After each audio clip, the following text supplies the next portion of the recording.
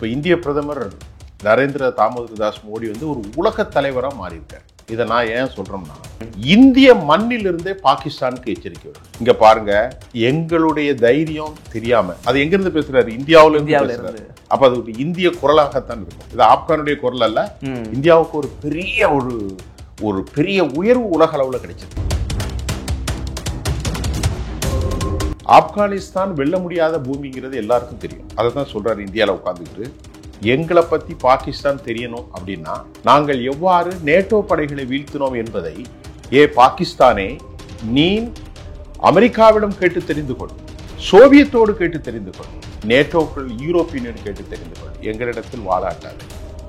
எதிரியான பாகிஸ்தானுக்கு எச்சரிக்கை என்பது இந்தியா ஒரு ராஜ ரீதியாக பிரதமர் மோடி அவர்களும் வெளிவிவகாரத்துறை அமைச்சர் ஜெய்சங்கர் அவர்களும் உள்துறை மிகப்பெரிய, அதாவது எக்ஸ்டர்னல் அஃபேர்ஸ் போர்ஸ் பெரிய வெற்றியை பெற்றதாகத்தான் பார்க்கப்படுது. இந்த செய்தி யாருக்குன்னா பாகிஸ்தானுக்கு மட்டுமல்ல, அமெரிக்காவுக்கும் எச்சரிக்கை. ஒரு பேட்ட ரவுடியா தான் எல்லாருமே யார் பயன்படுத்துறாங்க? பாகிஸ்தானை பயன்படுத்துறாங்க. அமெரிக்காவினுடைய கான்சியஸ்னஸ், அதாவது என்ன சொல்றது, கூட்டு மனசாட்சி மாதிரி உள்ளவன் தான் பாகிஸ்தான். பாகிஸ்தான் பயங்கரவாதத்திற்கு எந்த விதத்திலும் எங்களுடைய மண்ணை பயன்படுத்த முடியாதுங்கிறார். யாரு? ஆப்கானிஸ்தான். இந்தியாவுக்கு எதிராக எந்த வேலையும் ஆப்கான் மண்ணிலே இனி நடக்காது. நம்மளுடைய முழு பலத்தையும் ஆப்கானிஸ்தானுக்கு கொடுத்தா பாகிஸ்தான் இதுல நிலை தாங்கும் நினைக்கிறீங்களா? ஆப்கானிஸ்தானோட மோதுனா நீ யாரு மோதுனா? பாகிஸ்தான். மிக முக்கியமாக ஒண்ணு பார்க்கணும், பார்த்துக்கிடுங்க. இப்ப ஆப்கனை பொறுத்தவரை பயங்கரவாத நடவடிக்கையில ஈடுபடுறதுக்கு, போர் செய்வதற்கு அவர்களுக்கு நேரமும் இல்லை, சிந்தனையும் இல்லை. ஆகவேதான் இந்தியாவுக்கு அவர்கள் வந்த காரணமே வளர்ச்சிங்கிற ஒரே ஒரு தாரகம். இந்தியா நம்முடைய படத்துல தான் எங்க ஆப்கனுக்கு கன்ஸ்ட்ரக்ஷன் பண்ணி கொடுத்துருக்கோம். ஆப்கானிஸ்தான் பார்லிமெண்ட் நாம தான் பணம் கொடுத்துருக்கோம். அதனால இந்த சூழ்நிலையில் இந்தியாவினுடைய ஆப்கானிஸ்தானுடைய விவகாரத்தில் நீங்க கேட்ட கேள்வி, பாகிஸ்தான் மோதலை எடுக்குமா அப்படின்னு சொன்னா நிச்சயமா எடுக்க மாட்டாங்க. இப்படி ஒரு தாக்குதலுக்கு பிறகு ஆமா, நேரடி மோதல் இருக்காது. இப்ப இந்த விவகாரம் நடந்துச்சு இல்லையா, இதுக்கு முழுமையான காரணம் யாரு தெரியுமா?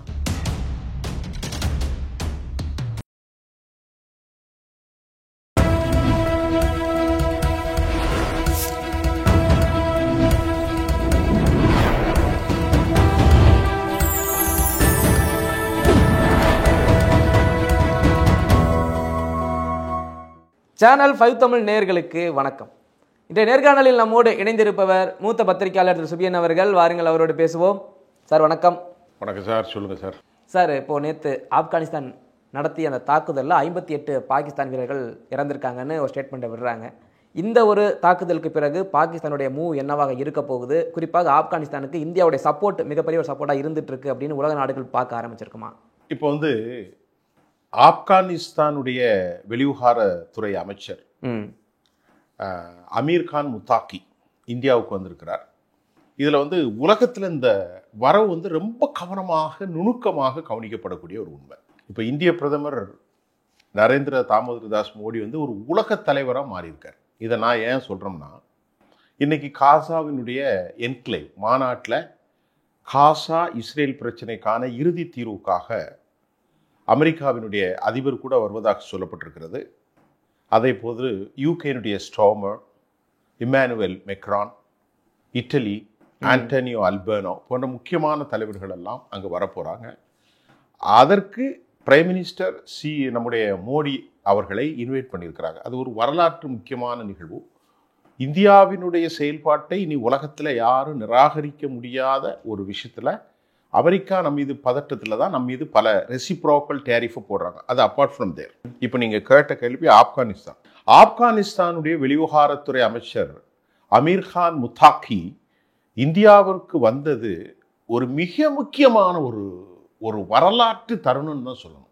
ஆப்கானிஸ்தானுக்கும் நமது நாட்டிற்கும் இருக்கக்கூடிய உறவு காந்தஹாருங்கிறது புராண காலங்களிலே உள்ள உறவு, இன்றைக்குள்ள உறவு இல்லை. அது நம்முடைய நாடு தான்.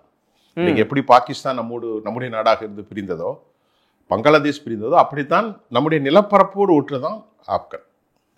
இடையில அந்த ஆசாத் காஷ்மீர் எல்லாம் இல்லைன்னா நம்மளோட அந்த மாதிரி ஒரு பாரம்பரியம். அது மட்டும் இல்லாமல் அந்த மக்கள் இந்தியர்களே அதிகம் விரும்பக்கூடியவர்கள். இப்போ அதிகமான பேர் டெல்லியில், யூனிவர்சிட்டி ஆஃப் டெல்லியில் படிக்கக்கூடிய நிறைய பேர் ஆப்கானிஸ்தான் மக்கள் தான்.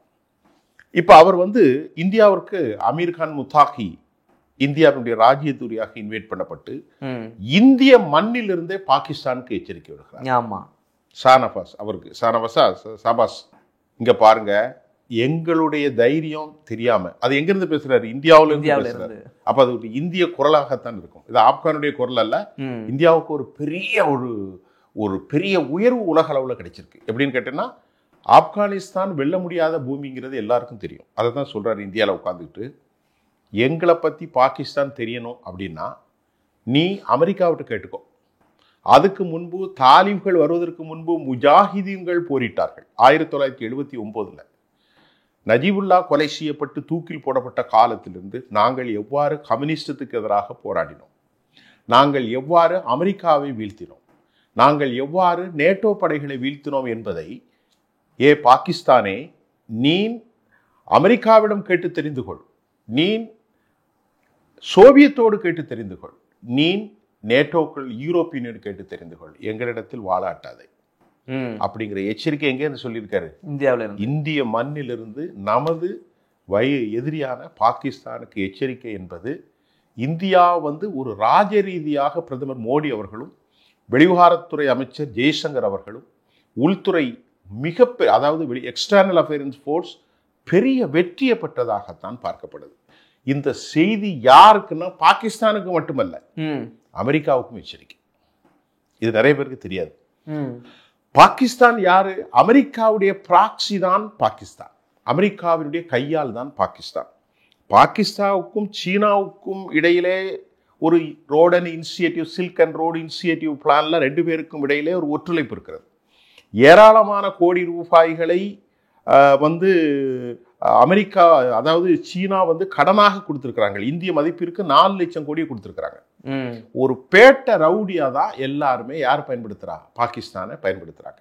அமெரிக்காவினுடைய கான்சியஸ்னஸ், அதாவது என்ன சொல்றது, கூட்டு மனசாட்சி மாதிரி உள்ளவன் தான் பாகிஸ்தான்.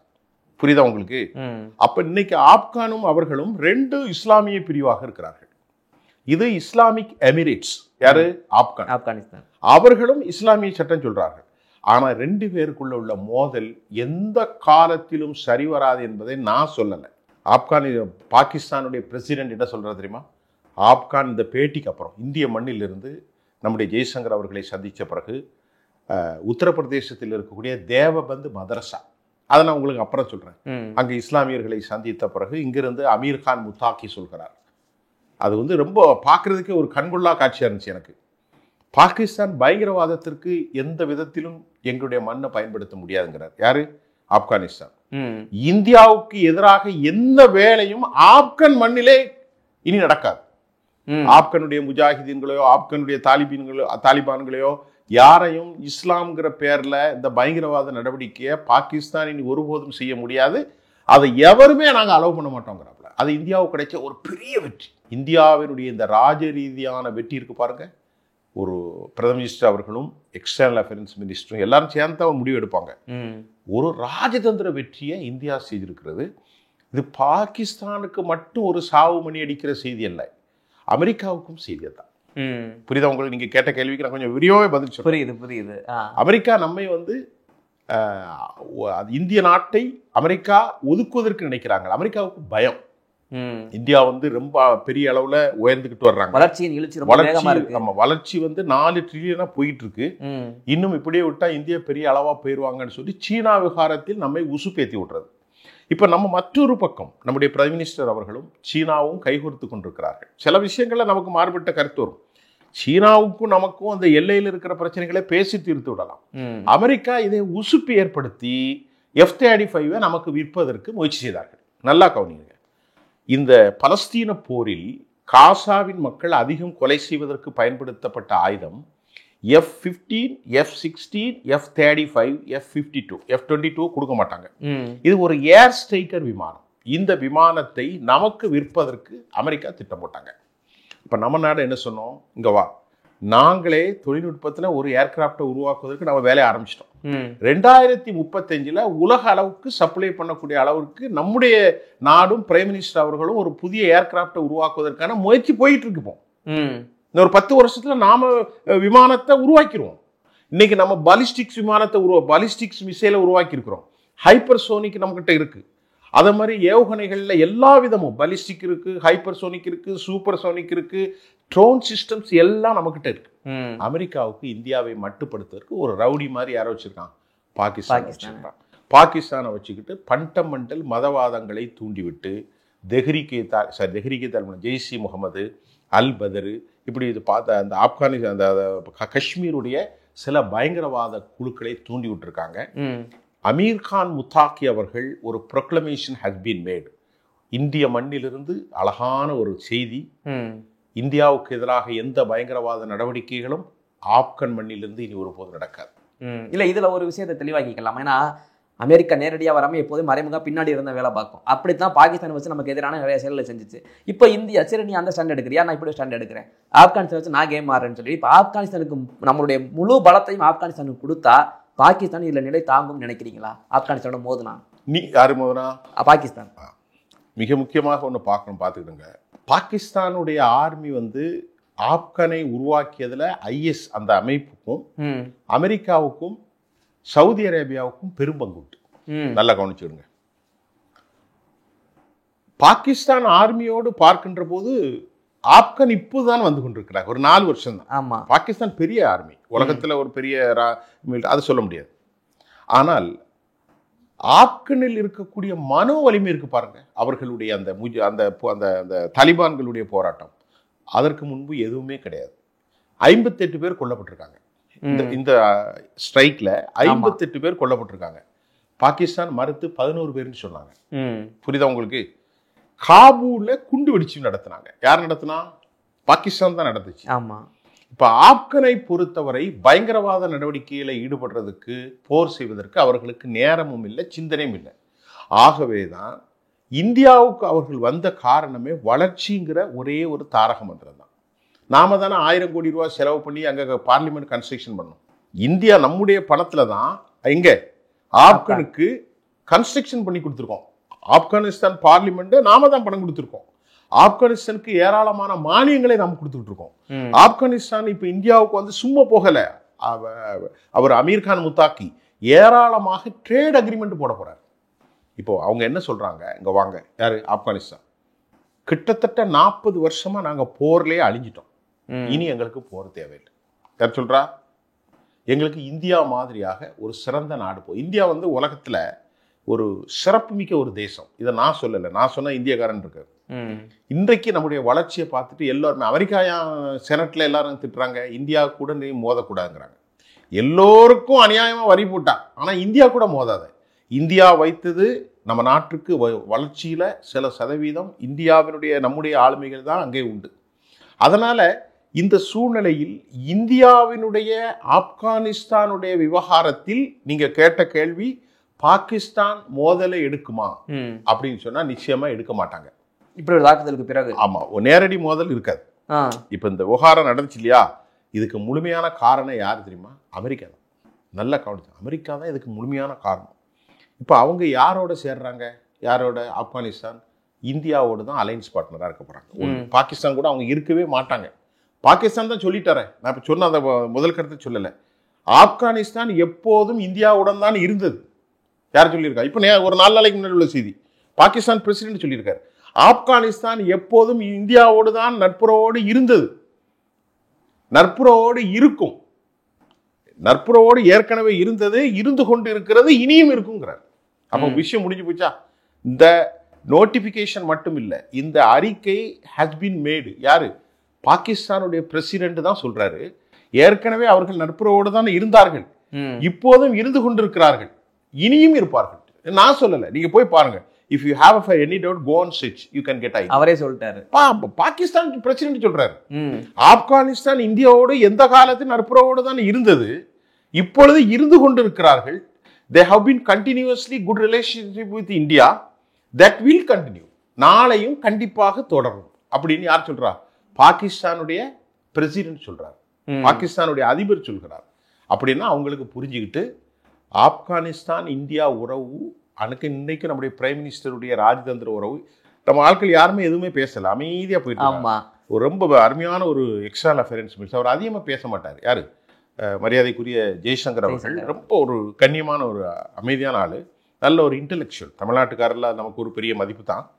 அவர்கள் எல்லாரும் என்ன செய்கிறாங்க, இந்தியாவுடைய ராஜதந்திரம் வந்து இந்தியா வந்து ஒரு வலுவான சக்தி சார், அது வந்து எதுவுமே பண்ண முடியாது. இப்போ நான் அதை ரெண்டாவது உங்களுக்கு சொல்கிறேன். அந்த நேரத்தில் இந்திய மண்ணிலிருந்து எச்சரிக்கை என்பது அமெரிக்காவுக்கும் சேர்த்தான்.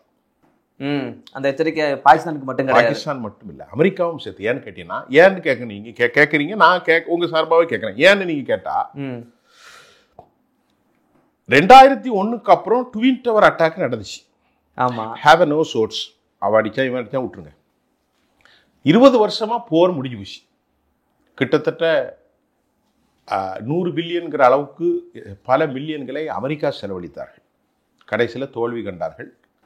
அசரப் கானி என்பவர் ஒரு இடைக்கால பிரசிடெண்டா, ஹமீது கர்ஷாய்க்கு பிறகு அசரப் கானி என்பவர் he was appointed body by America force. அவர்கிட்ட நாட்டை ஒப்படைச்சிட்டு தோஹா மீட்டிங்கில் கையெழுத்து போட்டு போயிட்டாங்க அமெரிக்கா. அதுக்கப்புறம் அவர் பின்னாடியே ஓடி போயிட்டார். இது வரலாறு. 2021 பொசிஷன் வாஸ் டேக்கன். யாரு இவங்க எடுத்துக்கிட்டாங்க, யாரு தலிபான்.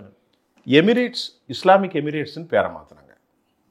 இஸ்லாமிக் எமிரேட்ஸ்ன்னு பேரை மாட்டினோடனே பயங்கரமாக நம்ம நினைக்க வேண்டிய தேவையில்லை, அப்படி ஒன்றும் பிரச்சனை இல்லை. இப்போ அமெரிக்காவே பைபிளை வச்சு தான் அவங்க எல்லாமே நாம்ஸ் பண்ணுறாங்க.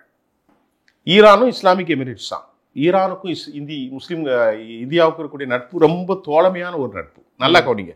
சவுதி அரேபியாவுக்கும் இந்தியாவுக்கும் இருக்கிற நட்பு ரொம்ப தோழமையான நட்பு. எல்லா முஸ்லீம் நாடுகளோடும் இந்தியா நடக்கமா தான் இருக்கு, எக்ஸப்ட் பாகிஸ்தான். புரியுதா உங்களுக்கு? இப்போ நீங்க கேட்ட கேள்விக்கு, அப்போ அந்த மாதிரி ஒரு உறவு உள்ள நாடு இப்போது நாட்டை வளப்படுத்துவதற்கு அவர்கள் விரும்புகிறார்கள். யாரு? ஆப்கானிஸ்தான். இவனுக்கு பசி, வறுமை, மதவாதம். யாரு? பாகிஸ்தான். பாகிஸ்தான்ல ரவுடிசம், நான் ஏற்கனவே சொன்னேன், அடிப்படைத்துவ மதவாதம், அடிப்படைத்துவமான மதவாதம், இந்தியாவுக்கு எதிர்க்கான வெறுப்பு. பலுசிஸ்தானை அவர்கள் பிடித்து வைத்திருக்கிறார்கள். நாம் பலுசிஸ்தான் விவகாரத்தில் இன்னும் ஆழமாக செல்லவில்லை. IS அமைப்புகளோடு நாசகார வெடிகுண்டுகளை பாகிஸ்தான் பார்டர்ல காஷ்மீருக்குள்ள நுழைந்து பெஹல்காம் தாக்குதல் எல்லாம் அவங்க நடத்தினாங்க. அதெல்லாம் உண்மை, 100% அப்ப அவன்கிட்ட வந்து இந்த செய்திகளை செய்வதற்கு பின்னிலிருந்து இயக்குவதுதான் அமெரிக்கா. அதுல எந்த சந்தேகம் இல்லை. ஆக பாகிஸ்தான் வளர்ச்சி ஒன்றும் இல்லை. அமெரிக்காவை அவர்கள் ஏன் நாடி இருக்கிறார்கள் என்ற கேள்வினால், இது ஆரம்ப கட்டத்திலிருந்து 70 வருஷமா தொடர்கிற உறவு அமெரிக்காவுக்கும் பாகிஸ்தானுக்கும். இப்போ international monetary fund has more allotted funding for Pakistan. $4 billion என்னமோ அலாட் பண்ணியிருக்காங்க. அந்த ஃபண்ட் வந்தால் தான் அவன் சாப்பிட முடியும். அதனால அவனுக்கும் அமெரிக்காவுக்குமான உறவு நிறைய இருக்கு, நிறைய மானியம் கொடுத்துக்கிட்டு இருக்கான். அது நமக்கு தெரியாது.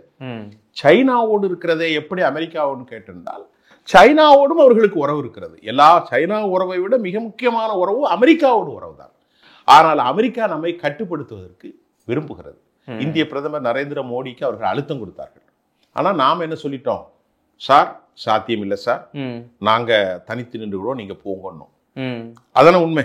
இப்ப ஆப்கானிஸ்தான் நான் கரெக்டா பாயிண்ட் பேசுறது அவுட் ஆஃப் போனதுலே. அப்ப இந்தியாட்ட அவங்க பிரஷர் கொடுக்கும்போது நீங்க மத்த ஆளுகளை மாதிரி பிரஷர் கொடுக்க வேண்டிய தேவையில்லை. நமக்கு கொஞ்சம் லாஸ் தான். மொத்தமா அமெரிக்காவுக்கும் நமக்கும் இடையில இருக்கக்கூடிய எக்ஸ்போர்ட் $143 பில்லியன் ஒட்டு மொத்தமா. நாம எக்ஸ்போர்ட் பண்றது ஒரு 90 பில்லியன், அதாவது 87 to 90 billion. we are expecting 500 பில்லியனாக எதிர்பார்த்து கொண்டிருக்கிறோம் 2030. அது வர்ற காலம் வரட்டு. அப்ப நம்மீது அவர்கள் வரி போடுவதற்கான காரணம் எதுவும் இல்லை. வரி போட்ட காரணம் என்பது இந்தியாவை மிரட்டுவதற்கு, பணிய வைப்பதற்கு. இதை நீங்க எல்லாரும் என்ன நினைச்சுக்கிட்டு இருக்கீங்க, இந்தியா அமெரிக்கா வரியை போட்டது இந்தியாவிலேருந்து எக்ஸ்போர்ட் பண்றதுக்கு. அப்படி அல்ல. அவர்கள் வரியை போட்ட நோக்கம் வேற ஒன்றும் இல்லை சார். 2 காரணம் சார். ஒன்று, ஜெனட்டிக்கலி மாடிஃபைட் சீட்னு சொல்றது, மரபணு நீக்கப்பட்ட விதைகள். ஆமா. இரண்டாவது, அமெரிக்காவுடைய விவசாயிகள் டைரி ஃபார்ம்ல உற்பத்தி செய்யப்பட்டது ஏராளமா பண்றாங்க. ஒரு விவசாயிக்கு 500 ஏக்கர் 100 ஏக்கர் இருக்கும். அமெரிக்காவில் இருக்கிறவர்களுக்கு தெரியும், டெக்சஸ் ஸ்டேட்ல எல்லாம் நிறைய இருக்குன்னு சொல்லுவாங்க. அப்படிப்பட்ட அமெரிக்காவுடைய உற்பத்தி பொருளை இந்திய சந்தைக்கு கொண்டு வருவதற்கு பிரதமரை மோடிட்டு அது கேட்குறாங்க. அவங்க அலோவ் பண்ண மாட்டாங்க. நம்ம நாட்டில் ஒரு சாதாரண ஒரு மாட்டை வச்சு, ஒரு பால் வச்சு, 2 கோழியை வச்சு 70 கோடி பேர் வாழ்றான். எத்தனை பேர் வாழ்றான்? 140ல் 70 கோடி பேர் இந்தியாவில், ஜார்க்கண்ட்லையும் சரி, சத்தீஸ்கரும் சரி, ஹரியானாவில் இருந்தாலும் சரி, யூபியில், பீகாரில், நம்ம தமிழ்நாடு, கேரளா எல்லா இடத்துலையுமே விவசாயிகள் உள்ள நாடு. அமெரிக்காவுடைய பொருட்களை இங்கே சந்தைப்படுத்துவதற்கு பிரைம் மினிஸ்டர் மோடி அவர்கள் தடுத்து விட்டார். ஜெனட்டிக்கலி மாடிஃபைட் சீடு இங்கே வரக்கூடாதுன்னு இந்திய அரசாங்கத்தினுடைய எக்ஸ்டர்னல் பாலிசி. அப்போ அவன் அதுக்கு பயன்படுத்தக்கூடிய பொய்யான ஃபேக்கு காரணம் தான் நீ ரஷ்யாட்ட இருந்து என்ன வாங்கினா எண்ணெய் வாங்குறாரு. ரஷ்யா இப்போ இந்தியா சொல்றாங்க, நாங்கள் ஒரு சாவரின் நேசம், நாங்கள் ஒரு இறையாண்மை கொண்ட தேசம், நாங்கள் யார்கிட்ட என்ன வாங்கணும், யாரை கன்சியூம் பண்ணணும் எங்களுக்கு தெரியும், நாம் ஒன்றும் அடிமை இல்லையே. அதாவது அமெரிக்காவை விட நாம் பாரம்பரியமிக்கமான ஒரு தேசம். அமெரிக்காவுடைய வரலாறு 400 வருஷம். நம்ம 400 வருஷமா வேத காலத்திலேருந்து இருக்கோம். ரிக்கு வேதம், யஜுர் வேதம், சாம், அதர்வண வேதங்கள், அதுக்கப்புறம் திருவள்ளுவருடைய காலம், சித்தார்த்தர், கௌதம புத்தர், அப்படி இன்னைக்கு வரைக்கும் இருக்கோம். அந்த காலத்திலே ஹிந்துஸ்தான், அரபுகள் பேர் வச்சிருக்கிறார்கள். இப்ப நாம என்ன சொன்னோம், நாங்க யார்கிட்ட பர்ச்சேஸ் பண்ணணும், we have a right, நம்ம ஒரு சாவரன். இந்திய பிரைம் மினிஸ்டர் தெளிவா சொல்லிட்டாங்க. ஆனா நாம எப்பவுமே ஒரு பொலைட்டா தான் மூவ் பண்ணுவோம். அமெரிக்காவுக்கு இது பிடிக்கல. நம்மளை அழுத்தம் பண்ணி மிச்சம் கொடுக்கறது தான் இந்த புல்வாமா தாக்குதல், இந்த பெஹல்காம் தாக்குதல்லாம் அவங்க விளையாடி 20-30 தடவை நான் இந்தியாவோட 10 தடவை 20-30 தடவை சொல்லிட்டாப்ல. நான் தான் ஃபோன் பண்ணி போனேன்னு சொல்லிட்டு போட்டு அது ஒரு பக்கம் விட்டுருக்கு, அது விஷயம் இல்லை. அதனால தான் இன்னைக்கு நமக்கு அழுத்தம் கொடுக்கறதுக்கு தான் அவங்க ரஷ்யாவோட வாங்குறாங்க. ரஷ்யாவுக்கு இந்தியா ஃபண்ட் பண்ணுது, பிரேசில் ஃபண்ட் பண்ணுது, சீனா அதிகம் கன்சியூம் பண்ணுறாங்க. ரஷ்யா உக்ரைனை தாக்குவதற்கு இந்தியாவும் சீனாவும் பிரேசில் மூல காரணம். அது இந்தியா தான் முக்கியமான காரணம். நாள் ஒன்றுக்கு 2 மில்லியன் அளவிற்கு 17 லட்சம் அல்லது 20 லட்சம் பேரல் நமக்கு வருது அப்படின்னு சொன்னாங்க. நாம் அதை டசன்ட் கேர் அபவுட் இட்ஸ். இதை நாம கேர் பண்ணலை. நாம டு பி கண்டினியூடு பர்ச்சேஸ் பண்ணுறோம். இதுதான் முக்கியமானது. இப்போ நீங்க நம்ம தலைப்பினது ஆப்கானிஸ்தான் விவகாரம். அதுல ஒரு முக்கியமான கேள்வி சார், அந்த பாகிஸ்தானுக்கும் ஆப்கானிஸ்தானுக்கும் பார்டர்னா 2400 2500 கிலோமீட்டர் வரைக்கும் வருது. பாகிஸ்தானுக்குள்ள ஆப்கானிஸ்தான் பயங்கரவாதிகள், தீவிரவாதிகள் அனுப்புறாங்கன்னு ஒரு குற்றச்சாட்டை வைக்கும்போது இது மிகப்பெரிய நகைச்சுவையாக தானே பார்க்கப்படுது. உன்னே தான் உலக நாடே சொல்லுது தீவிரவாதி அனுப்புறேன், நீ ஓ நாட்டுக்குள்ள ஆப்கானிஸ்தான் அனுப்புது அப்படின்னா இது எந்த விதத்துல ஏத்துக்க முடியும் சார்? உலக பயங்கரவாதத்தினுடைய ஹப்பே பாகிஸ்தான் சார். அதாவது அது எப்படி சார் சொல்ல முடியும்? ஒரு தேலும் பாம்பும் இருக்குன்னு வைங்க, அதுக்குள்ள வெளியிருந்து தேலும் பாம்பு விட்டா எப்படி அவங்க ஒன்னா மேட்ச் ஆகும்? நான் நல்லா கவனிங்களேன். நீங்க அமெரிக்காவில் போனவங்களுக்கு, அமெரிக்காவில் இருக்கிறவங்க நிகழ்ச்சியை பார்த்தா அவங்களுக்கு தெரியும். பாகிஸ்தானை பத்தி கேட்க சொல்லுங்க, is so call terror state அப்படிமா. நீங்க அமெரிக்காவுடைய நிகழ்ச்சிக்கு பாக்குறதுனா அமெரிக்காவை பத்தி இந்தியாவை கேட்டுங்க சொல்ல மாட்டாங்க. பாகிஸ்தானை பத்தி சொல்லுங்கன்னு கேட்டா அவங்க அழகா சொல்லுவாங்க, இது ஒரு டெரர் ஸ்டேட்னு சொல்லுவாங்க. அந்த மாதிரியான ஒரு name has been embedded the people of international லெவல்ல மக்களுடைய உள்ளத்தில் ஆழமாக பதிந்திருக்கிறது. ஏன்னா ஃபுல்லாவே டெரர் ஹப் தான். இந்த நாட்டில் எந்த வளர்ச்சியும் கிடையாது. புரியுதா உங்களுக்கு? அந்த நாட்டில் சாலைகள் இப்போ நம்ம இந்தியாவை எடுத்துக்கிடுங்களேன். இன்னைக்கு பாருங்க, பெங்களூரை பாருங்க, இன்னைக்கு சண்டிகரை பாருங்க, ஹைதராபாத்தை பாருங்க, சென்னையை பாருங்க, திருவனந்தபுரத்தை பாருங்க, நாசிக் பாருங்க, எவ்வளவு சிறப்பா இருக்கு நம்ம நாட்டுடைய காலைகள். அண்மையில ஒரு யூடியூபர் போட்டிருந்தாரு ஸ்ரீலங்கால இருந்து, நீங்க பார்த்தலாம். இந்தியா மாதிரி சாலைகள் எங்கும் இல்லை, அவ்வளவு சிறப்பா இருக்குன்னு சொல்லி. அது வாஜ்பாய் அவர்கள் தங்க நாற்கிற அந்த சாலை கொண்டு வந்தாங்க. அப்ப இந்தியா நம்ம குளோபல் லெவலில் வளர்ந்துகிட்டு இருக்கோம். ஏன்னா அவனுக்கு அதுதான் தொழில், தீவிரவாதம் தான் தொழில், வேற ஒன்றும் இல்லையே. அவன் நாட்டில் என்ன இருக்கு சொல்லுங்க, நீங்க சொல்லுங்க sir. Have you got of any appropriate evidence? Kindly put it here, I accepted, bow my head before you. நீங்க சொன்னீங்கன்னா என்னுடைய தலையை நான் அதுக்கு தலைவா. கரெக்ட் தான் நீங்க சொன்னது. இல்ல சார், எதுவுமே கிடையாது சார். அவங்க ஒரு பேட்டை தாதா மாதிரி உள்ள. இப்போ சவுதி அரேபியாவோட அவங்க ஒர்க் போட்டிருக்காங்க. என்ன ஒப்பந்தம் போட்டிருக்காங்க? ஸ்டாக் பைட் சப்ளை, அணு ஆயுதங்கள்ல எங்களுக்கு கொடுங்க. சவுதி என்ன சொல்லிட்டாங்க? we are very close associated with Indian people. மக்களோடு நாங்கள் இருக்கோம், போர் செஞ்சாலும் வரமாட்டோம். அதை டெக்ளேர் பண்ணாங்க. நிறைய பேர் கேட்டாங்க, பிரைம் மினிஸ்டருக்கு என்ன பெரிய ப்ரெஷர்? சவுதி ராணுவம் டிஃபென்ஸ் மெக்கானிசம் தவிர அக்ரெசிவ் கிடையாது அவங்க. அது மட்டும் இல்லாமல் பாகிஸ்தான் நாளைக்கு சண்டை பிடிச்சி சவுதி ஆர்மியில் அங்கே வராது, அதை ஓப்பன் பண்ணிட்டார். இப்போ நம்ம பொறுத்தவரை சவுதி இந்தியாவை ஒரு பெரிய இன்வெஸ்டட் பார்ட்னராக வச்சிருக்காங்க. எப்படி? ஆர்டிஃபிஷியல் இன்டெலிஜென்ஸ், அடுத்தவளை சிப்பு, நிறைய விவகாரங்கள்லாம் இந்தியாவோட அவங்க பார்ட்னர்ஷிப் வைக்க போகிறாங்க. அந்த அராம்கோ கம்பெனி 2 ட்ரில்லியன் அது இந்தியாவில் இன்வெஸ்ட் பண்றதுக்கான நடவடிக்கைகள் பண்ணி கொண்டு இருக்கிறார்கள்னு தெரியும். பட் நம்ம பொறுத்தவரை இப்போ கொஞ்ச நாளைக்கு முன்னாடி பிரதமர் மன்மோகன் சிங்குடைய காலத்தில் 2013-14 நினைக்கிறேன், 2004 அது இடைப்பட்ட காலத்தில் நமக்கு ஒரு பெரிய ஆஃபரை ஈரான் கொடுத்தது. $45 நீ இந்திய பணத்தை கொடுத்து மீதி உள்ளதெல்லாம் பணம் தராமல் ஆயில ஃப்ரீயாக எடுத்துட்டு போகணும். அந்த அளவுக்கு இந்தியாவின் மீது நன்மதிப்பு எல்லா நாடுகளுக்கும் உண்டு. புரியுதா உங்களுக்கு?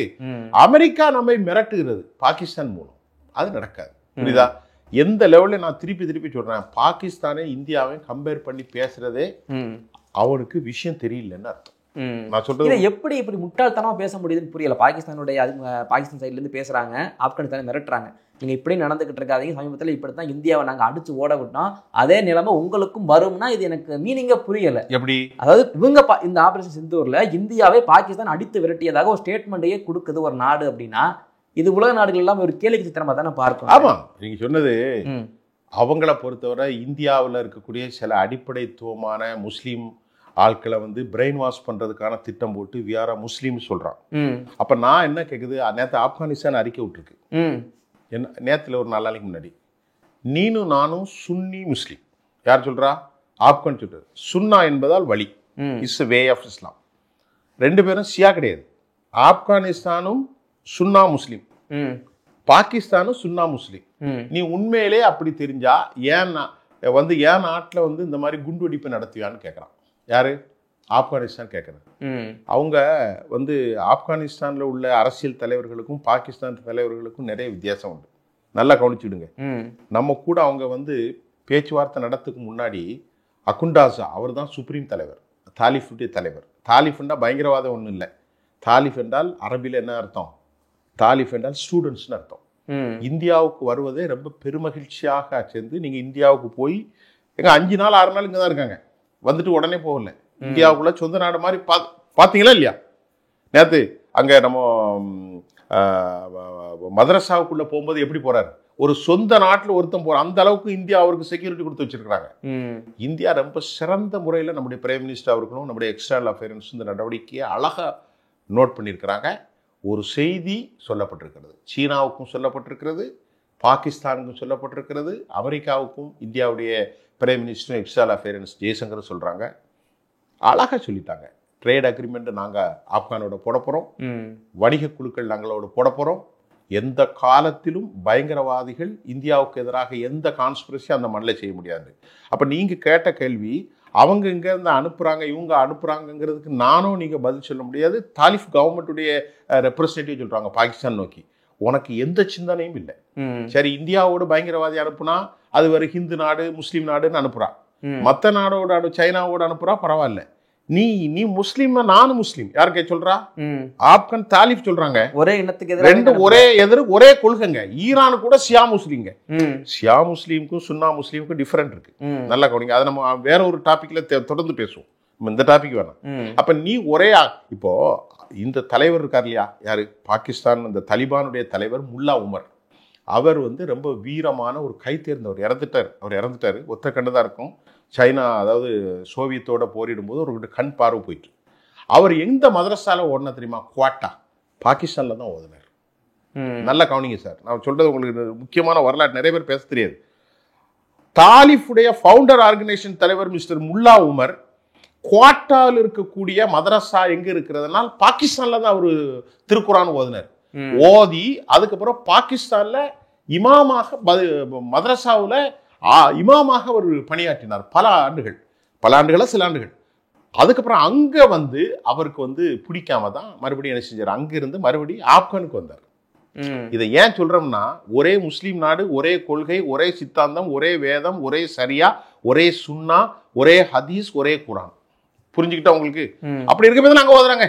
ஆமா, இப்போ நமக்கு வேத பாடசாலையில படிக்கிறதுக்கு, இந்தியாவில் உள்ள வேதங்களை படிக்கிறதுக்கு பக்கத்தில் இருக்கிற நேபாள நாட்டிலேருந்து வர்றாங்க. ரெண்டுமே ஹிந்து நாடு தான். அத மாதிரி ஜப்பான்ல இருந்து, தென்கொரியால இருந்து, அப்புறமா பர்மாவில இருந்தெல்லாம் ஏறப்பட்ட புத்த பிச்சுகள் எங்க போறாங்க? ஸ்ரீலங்காவுக்கு போறாங்க. அவங்க எல்லாரும் புத்தர்கள். நல்லா புரிஞ்சுக்கிடுங்க. அத மாதிரி ஒரே கொள்கை உள்ள சுன்னா முஸ்லீம் பிரிவாக இருக்கக்கூடிய தலிபான்களும் சொல்றாங்க, உனக்கு இஸ்லாமும் கிடையாது. யார் சொல்றா? தாலிபான். உனக்கு இஸ்லாமும் கிடையாது, சித்தாந்தமும் கிடையாது, குரானும் கிடையாது, சீராவும் கிடையாது, ஒன்லி கொலை தான், பயங்கரவாதம் தான். இது நான் சொல்லலை சார், அவங்க தான் சொல்லியிருக்கிறாங்க. இதுதான் இன்னைக்கு உள்ள செய்தி. ஒரே ஒரு செய்தி சொல்லி முடிச்சிடறேன். இந்தியா வந்து ஒரு மகத்தான வெற்றியை நோக்கி இப்போ போயிருக்கு. நமக்கு ஒரு பெரிய பவுண்டரி அமைஞ்சிட்டு. எது? ஆப்கான். என்ன அமைஞ்சு போச்சு? பெரிய பவுண்டரி. அங்கிருந்து யாருங்க உள்ள வர முடியாது. நாம ராஜதந்திர ரீதியா நிறைய விஷயம் டிப்ளமேட்டிக்கா அணுகிறோம். அது இந்தியாவுக்கு பெரும் வளர்ச்சி கொடுக்கும். ஏன்னா அந்த மண் வந்து ரொம்ப சிறந்த மண். எது? ஆப்கான். இப்போ நம்ம வந்து ரொம்ப கவனமாக என்ன கொடுக்கும், ஸ்ரீலங்காவுக்கு நம்ம பணம் கொடுத்துக்கிட்டு இருக்கோம்.